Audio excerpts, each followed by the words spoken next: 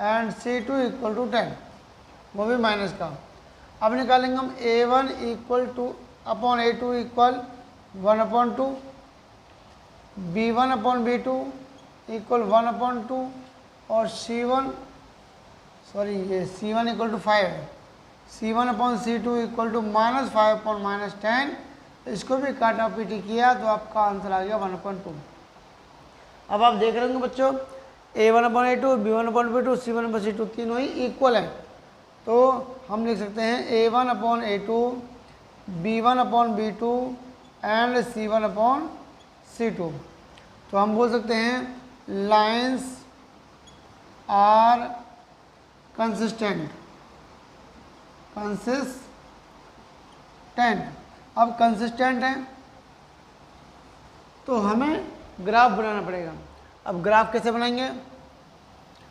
Bye graphically.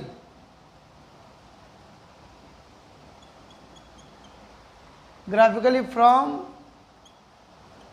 First equation first हमने लिखा x plus Y equal 5। x को उधर लेके जाएंगे तो क्या जाएगा, y equal to 5 minus X. जब जब हम x की वैल्यू चेंज करेंगे तो हमें y की वैल्यू अलग अलग मिलेगी। x की वैल्यू मैं 0 रख रहा हूँ, x की वैल्यू 0 रखने पर 5 माइनस 0 इक्वल टू क्या आ गया, y की वैल्यू 5।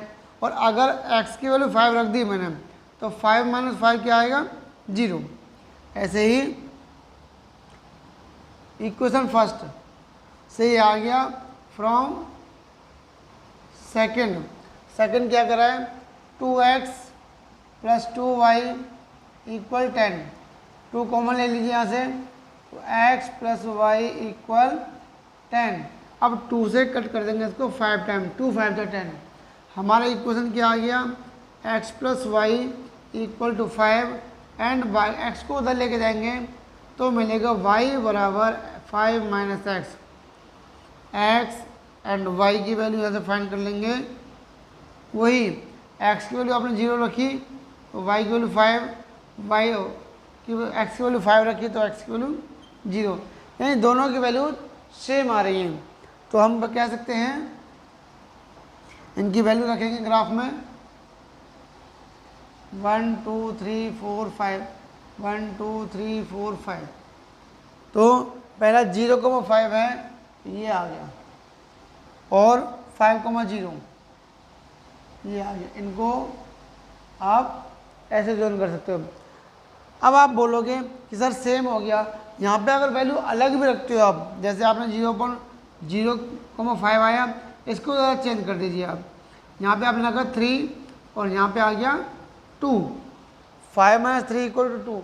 इन वैल्यू को यहाँ पे रखेंगे, पहले तो 0,5 यही आ जाएगा, फिर रखिए 2,3 3,2 1 2 3 1 2, तो आपका याद आएगा लगभग इस तरीके से।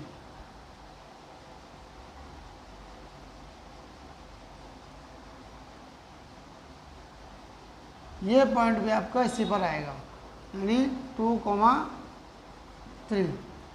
अब जितने भी पॉइंट आएंगे इन दोनों लाइंस के, वो एक ही लाइन पर आएंगे। तो हम बोल सकते हैं हैंस दीज इक्वेशंस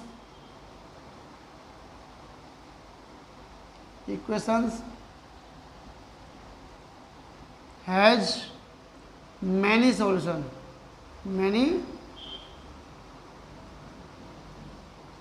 क्योंकि आपने यही चेक कर चुके हो आप कि ये तीनों जब इक्वल आते हैं तो यहाँ पे क्या होता है, इनफाइनाइटली मैनी सॉल्यूशन होता है।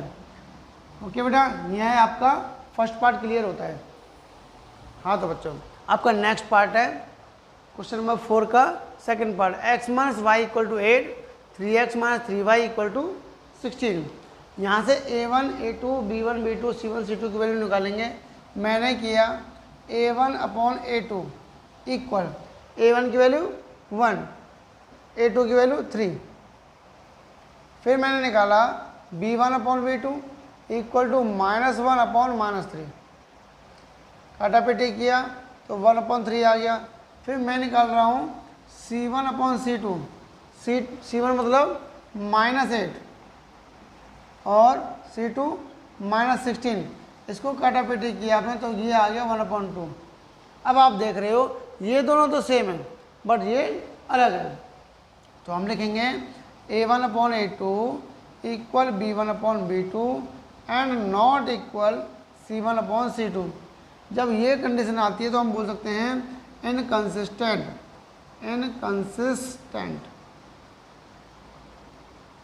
जब ये इनकंसिस्टेंट है तो इसका ग्राफ नहीं बनेगा, इसके सॉल्यूशन नहीं निकलेंगे। ओके, ये इट हैज़ नो सॉल्यूशन।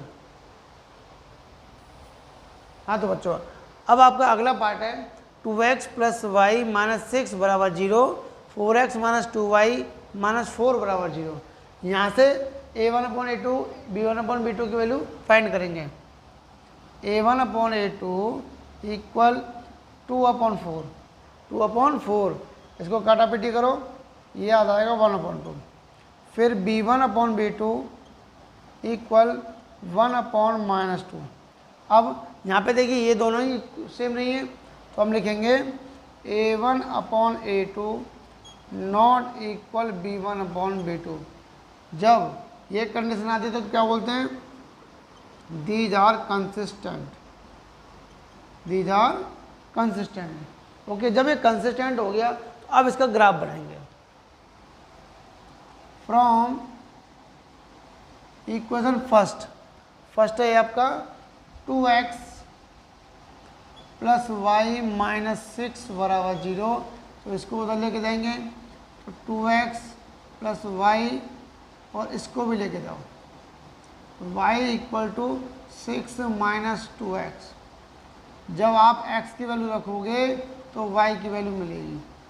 आपने बेटा रखा x की वैल्यू 0, क्या रख दिया, x की वैल्यू 0, तो 2 - 0 × 0 0 हो गया, तो y की वैल्यू आ गई 6 और x की वैल्यू रख दिया आपने 3 2 × 6, ये आ गया 0।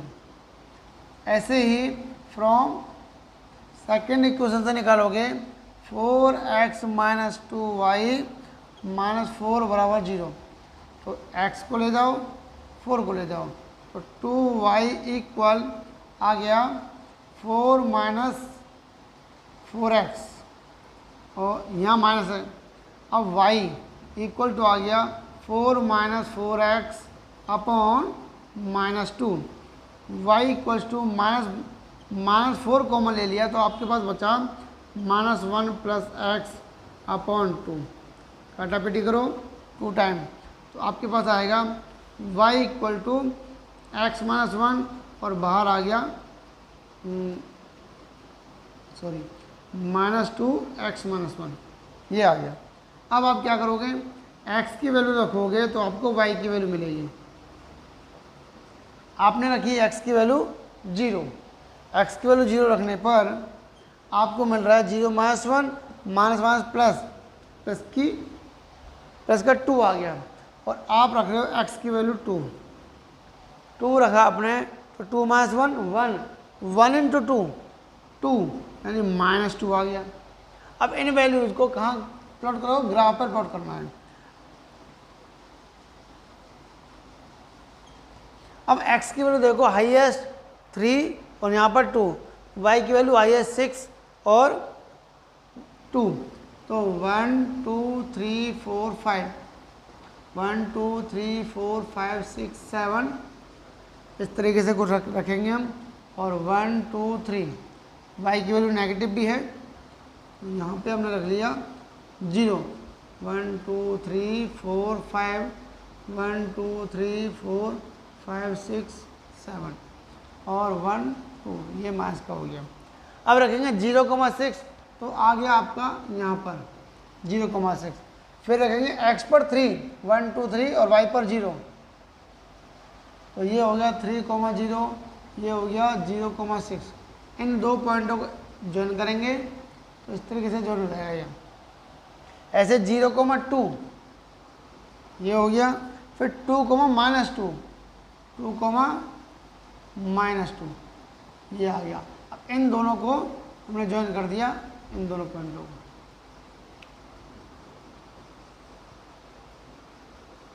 अब ये दोनों लाइंस आगे कहीं जाकर एक दूसरे से ज्वाइन होंगी। इसकी जो वैल्यूज होंगी, ये जो वैल्यू आई है आगे ले जाएंगे 7 8 9, y पर 9 और यहाँ पर लगभग 1 2 3, तो आ गया तुम्हारा अप्रोक्स -3,9। यहाँ पर हो सकता है आपकी वैल्यू गलत आ जाए क्योंकि हमने सिर्फ अनुमान से ग्राफ बनाया है। अगर आप ग्राफ पे बनाओगे, ग्राफ पेपर पे इस क्वेश्चन को सॉल्व करोगे तो एक्यूरेट वैल्यू आपकी आएगी। ओके, हेलो बेटा, ये आपका नेक्स्ट पार्ट है। यहाँ से आप निकालोगे क्या है, 2x - 2y - 2 = 0, 4x - 4y - 5 = 0। यहाँ से a1 b1 c1 की वैल्यू हम निकालेंगे तो a1/a2 यानी 2/4, a1 a2 x के कोफिशिएंट हैं, b1 b2 y के और c1 c2 कांस्टेंट।